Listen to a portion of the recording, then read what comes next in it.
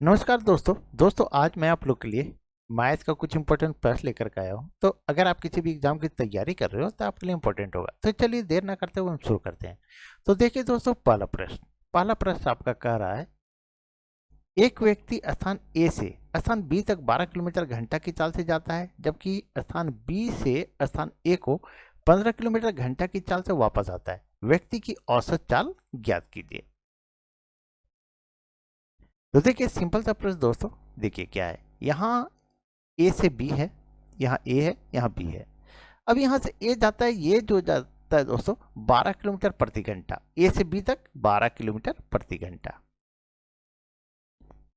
और बी से वापस जब आता है तो ये 15 किलोमीटर प्रति घंटा।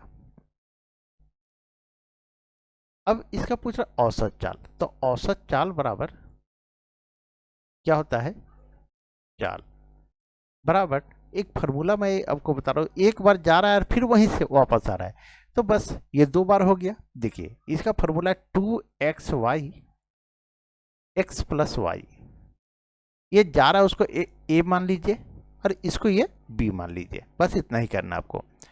अब 2 बार हो गया तो 2x तो गुने 12 गुने 15 बटा में x प्लस वाई, यानी 12 और 15 को जोड़ दीजिए, 12 प्लस 15 इतना लिखिए। उसके बाद क्या कीजिए, 2x सॉरी ये 12 हो जाएगा, क्या हो जाएगा, 12 हो जाएगा, 12 गुने 15, और ये जो है 12 और 15 को जोड़ दीजिए तो 27 हो जाएगा। कितना हो जाएगा, 27। अब इसको काट दीजिए दोस्तों, तो 3 9 27 और 3 चौके 12, ये हो गया, 3 तिया 9 और 3 पचे 15 हो गया, और कटेगा नहीं कटेगा, 5 चौक 20, 20 दूनी 40, कितना आ गया, 40 बटा 3। और इसको जब तोड़ेंगे तो 13.1/3 किलोमीटर प्रति घंटा हो जाएगा। कितना, औसत चाल 13.1/3 किलोमीटर प्रति घंटा। यही हमारा आंसर आ गया दोस्तों। तो सही आंसर क्या आया, तो बी नंबर आया दोस्तों। चलिए आगे बढ़ते हैं, नेक्स्ट प्रश्न को देखते हैं। देखिए दूसरे नंबर प्रश्न दोस्तों, दूसरा नंबर आपका प्रश्न कह रहा है, ए एक कार्य को 12 दिन में कर सकता है, जबकि बी अकेले उसे 15 दिन में कर सकता है। सी की सहायता से वे उस कार्य को 5 दिनों में पूरा कर सकते हैं। यदि उन्हें पूरे कार्य के लिए 960 रुपये दिए जाए तो ए को कुल कितनी राशि मिलेगी। देखिए ए जो है 12 दिन में, ए 12 दिन में, बी 15 दिन में, बी जो करता है वो 15 दिन में। अब बोल रहा है सी की सहायता से, बस यहीं आपको समझना है, यहाँ मिस्टेक की जगह नहीं बनेगा। सी के सहायता से यानी ए बी सी तीनों काम किया है। कौन काम किया है, तीनों काम किया है, यानी ए प्लस बी प्लस सी, ये तीनों काम किया है, और ये करता है 5 दिन में। अब क्या कीजिए, 12 15 और 5 का एलसीएम लीजिए। जब एलसीएम लेते हैं तो कितना आ जाएगा, तो 60 आ जाएगा। अब ये कुल काम आ गया, 60 जो आ गया सो कुल काम है। तो ए करता है 12 दिन में, तो 60 काम को कितना दिन में करेगा, एक दिन में 12 काम, तो 60 काम को 5 दिन में करेगा। फिर भागा दीजिए, बी कितना दिन में करेगा, 15 से 60 में भाग दीजिए तो 15 चौके 60, और ये तीनों मिलकर कितना करेगा, तब 5 से भागा देंगे 60 में तो 12 दिन में। अब देखिए, अब यहाँ जो है ए है, यहाँ ए करता है 5 दिन, बी करता है कितना, 5 दिन में, ये करता है 4 दिन में, और तीनों मिल करके करता है 12 दिन में।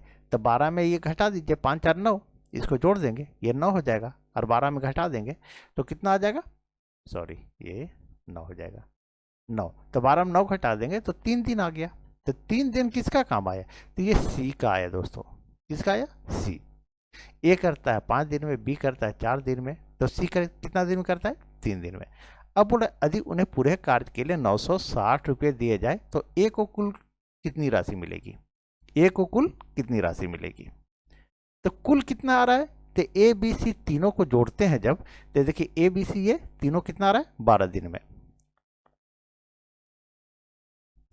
तो 12 दिन का काम का मिलता है कितना, 960 रुपया। कितना, 960 रुपया। तो पूछ रहा है एक बारे, एक कितना करता है, तो 5 काम करता है। तो 5 बराबर 12 बराबर 960, तो 5 बराबर तो 960 बटा 12 गुने 5। हम एक दिन में नहीं लिख रहे हैं दोस्तों, डायरेक्ट लिख रहा हूं मैं। चलिए, तो 12 अठी 96, ये कट गया, 8 बचे 40, यानी 400 रुपया मिलेगा। कितना? 400 रुपया। यही हमारा आंसर हो गया। तो सही आंसर क्या हुआ? तो डी नंबर दोस्तों। चलिए आगे बढ़ते हैं और नेक्स्ट प्रश्न को देखते हैं। दोस्तों इसका पीडीएफ मैं टेलीग्राम पर डाल दूंगा, आप लोग वहां से डाउनलोड करके प्रैक्टिस कर सकते हैं। तो आप लोग टेलीग्राम जरूर ज्वाइन कर लें। अब देखिए तीसरा नंबर प्रश्न दोस्तों। तीसरा नंबर आपका प्रश्न है 10,000 रुपया का मूलधन पहले वर्ष 10% वार्षिक दर पर और दूसरे वर्ष 12% वार्षिक दर पर 2 वर्षों का चक्रवृद्धि ब्याज जोड़कर कितने रुपए हो जाएंगे? यानी मिश्रधन कितना हो जाएगा, यही आपसे पूछ रहा है।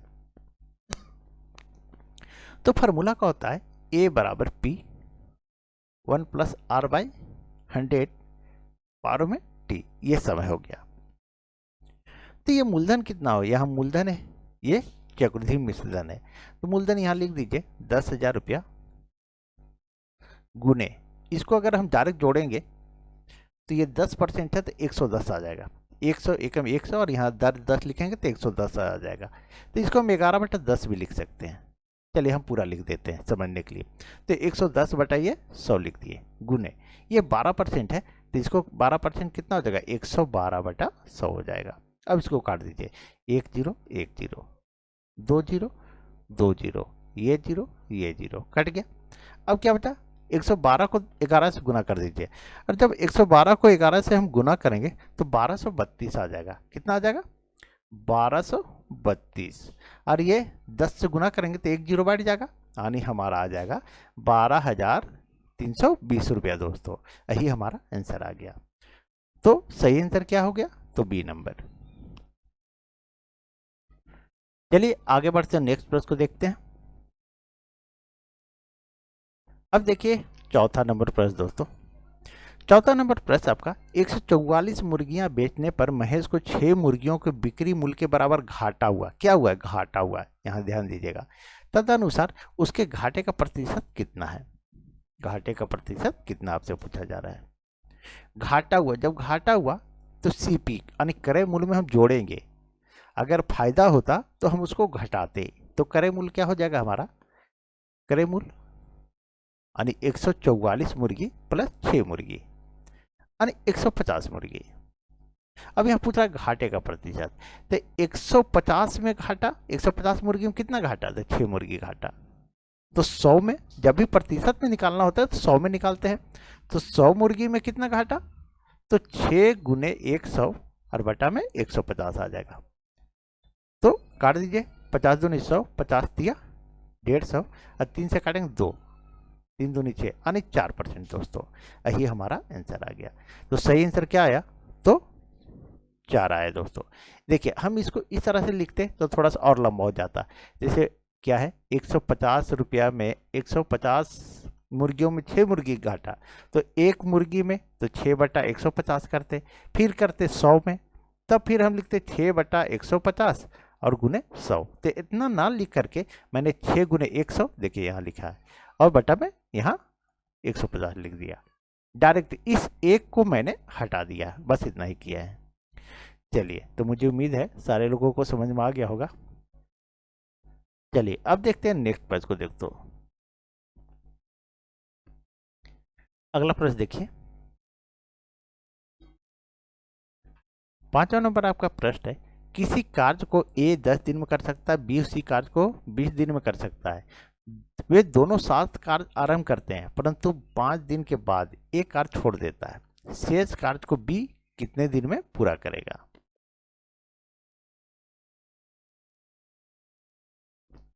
देखिए, ए करता है 10 दिन में, ए करता है 10 दिन में, बी करता है 20 दिन में, बी करता है 20 दिन में।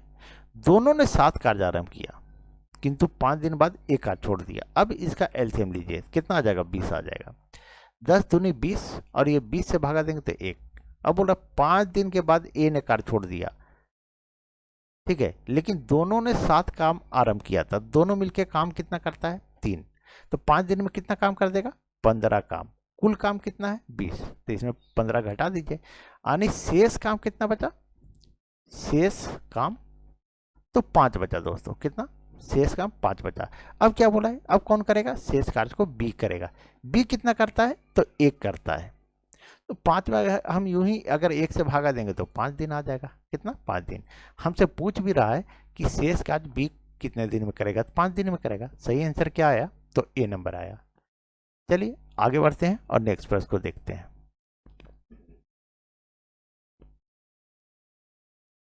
अब देखिए 6ठे नंबर प्रश्न दोस्तों,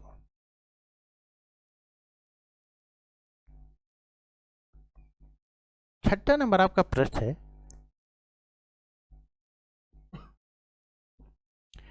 दो संख्याओं का महत्तम समावर्तक 96 है, उनका लघुत्तम समावर्तक 1296 है, यदि उनमें एक संख्या 864 हो तो दूसरी संख्या कितनी होगी।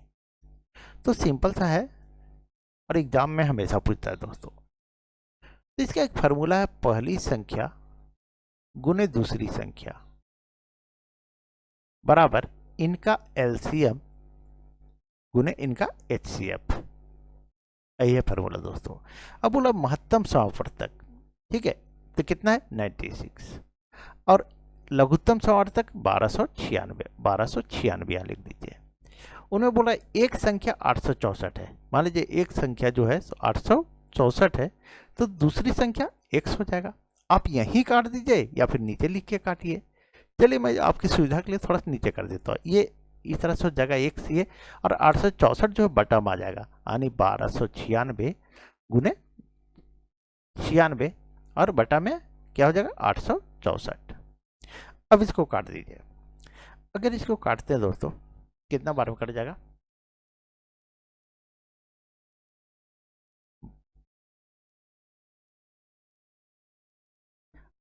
8 से काटिए तो 8 एकम 8, 8 दूनी 16 और 8 से काटे 8 एकम 8, 8 8 64। अब बरनवा इठोतल से ये भी कट गया, अब 9 से कटेगा देखिए, तो 9 एकम 9, 3 बचा, 12 तिया 36 और 12 तिया 36 यानी 133 आए दोस्तों। एक मिनट कहाँ मिस्टेक कर रहा है देख लेते हैं। देखिए मिस्टेक क्या की है, पढ़े कुछ और बोले हम कुछ।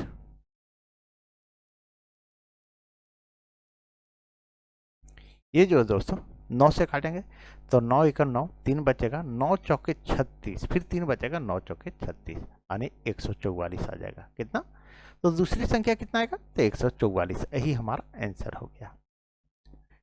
चलिए आगे बढ़ते हैं और नेक्स्ट प्रश्न को देखते हैं दोस्तों।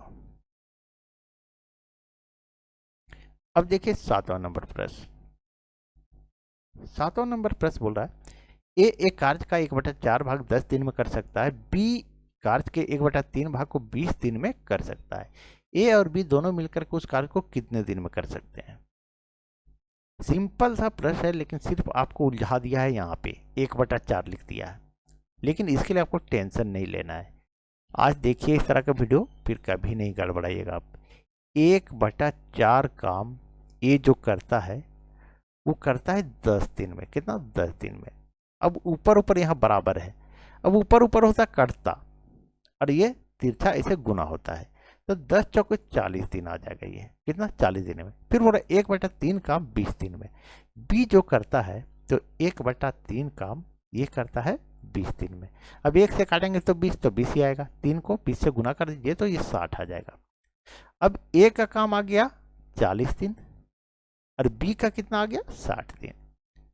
अब बोल रहा है कि दोनों मिल करके कितना दिन में करेगा, तो ये करता है 40 दिन में, बी करता है 60 दिन में। इसका एलसीएम लीजिए तो 120 आ जाएगा और इसको भागा दीजिए 40 से, तो 40 दिया 120 और 60 दूनी 120। अब दोनों मिलके कितना करेगा, तो दोनों मिलके करता है 5 काम, टोटल करना है 120 काम, तो 120 में 5 से भागा दे दीजिए, कितना बार में चल जाएगा 24 बार में चल जाएगा,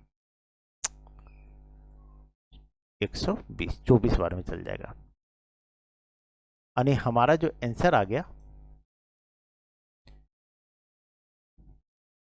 हमारा जो आंसर आया दोस्तों वो 24 दिन आएगा, कितना 24 दिन। यही हमारा आंसर हो गया। तो सही आंसर क्या हुआ? तो ए नंबर हुआ दोस्तों। चलिए आगे बढ़ते हैं, नेक्स्ट प्रश्न को देखते हैं।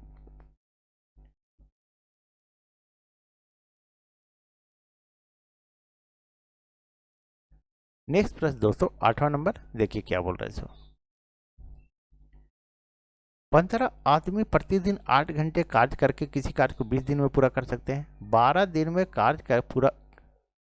में कार्य पूरा करने के लिए 20 आदमियों को प्रतिदिन कितने घंटे काम करना पड़ेगा? एक फॉर्मूला आप लोग पढ़े होंगे, M1 D1 H1 बटा W1, फिर है M2 D2 H2 बटा W2। यानी M से क्या हो गया? आदमी, मैन, D से डे, मतलब आदमी, दिन, घंटा, और बटा में ये वर्क हो गया यानी काम। फिर यहाँ दूसरा आदमी, घंटा, काम, सॉरी दिन, काम, और MDH यानी आदमी, ये हो गया डे से दिन, ये हो गया घंटा, और बटा में काम हो गया। अब लिखिए 15 आदमी 8 घंटे, तो 15 आदमी 8 घंटे करके किसी कार्य को 20 दिन में करता है। कितना? 20 दिन में। वर्क तो कुछ नहीं है, तो एक है, एक मान लीजिए। फिर है दूसरा आदमी जो सो 12 दिन में करता है। 12 दिन में कार्य को पूरा करने के लिए 20 आदमी है। कितना? 20 आदमी, तो कितने घंटे में करेगा? तो एक्स मान लेते हैं, और बटा में ये 1, तो 1 कोई कट ही जाएगा, इसका कोई माने मतलब नहीं। अब काटिए, ये 20 कट गया, ये 20 कट गया। अब काटिए, तो 4 दिया 12, 4 दूनी 8, और काटिए, ये 3 बचे 15, और ये 5 दूनी 10, एक्स बराबर कितना आया? तो 10 दिन दोस्तों। ठीक है, तो ये 12 दिन में पूरा कार्य को करने के लिए 20 आदमियों को प्रतिदिन कितने घंटे काम करना पड़ेगा? तो 10 घंटे। यही हमारा आंसर आ गया। तो सही आंसर क्या आया? तो ए नंबर आया दोस्तों। चलिए आगे बढ़ते हैं और नेक्स्ट प्रश्न को देखते हैं। अब देखिए 9वें नंबर पर दोस्तों।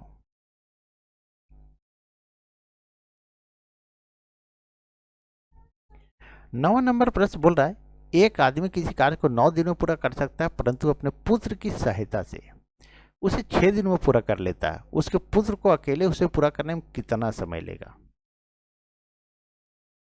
आदमी अकेले करता है 9 दिन में, और पुत्र की सहायता से 6 दिन में कर लेता है।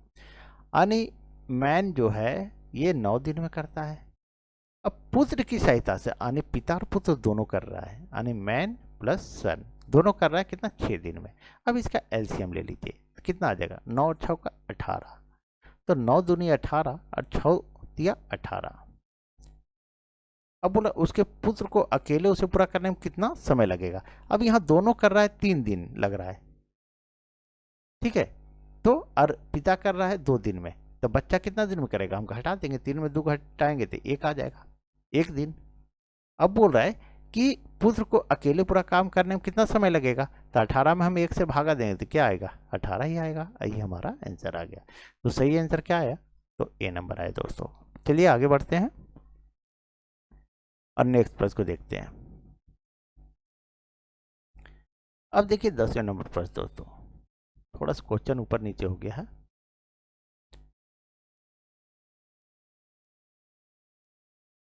10वां नंबर आपका प्रश्न है, किसी समचतुर्भुज के विकर्ण क्रमशः 16 सेंटीमीटर तथा 12 सेंटीमीटर है, इसका क्षेत्रफल कितना होगा? एक समचतुर्भुज है,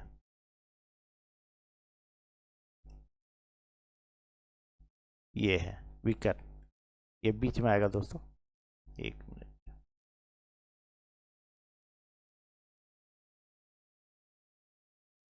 ये आएगा ए बी सी डी। अब विकर्ण है, ये बीच वाले भाग को विकर्ण कहते, क्या कहते? विकर्ण कहते। एक 16 सेंटीमीटर, एक 12 सेंटीमीटर है। तो सम चतुर्भुज का क्षेत्रफल बराबर, हमसे पूछ क्या आ रहा है? क्षेत्रफल। तो इसका क्षेत्रफल हम सिर्फ लिख रहे हैं क्षेत्रफल। तो क्षेत्रफल बराबर क्या होता है? क्षेत्रफल बराबर 1/2 गुने विकर्णों का गुणनफल, विकर्णों का गुणनफल। ये फॉर्मूला होता है दोस्तों।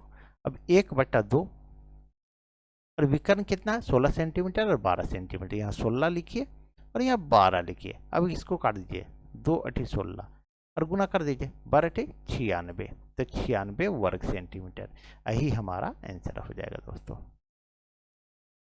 तो सही आंसर क्या हुआ? तो बी नंबर हुआ दोस्तों। तो दोस्तों आज यहीं तक। अगर आप लोग को वीडियो अच्छी लगी हो तो प्लीज़ वीडियो को लाइक करें, चैनल को सब्सक्राइब करें और वीडियो को एक बार शेयर जरूर कर दें दोस्तों। चलिए कल मिलते हैं। Thank you.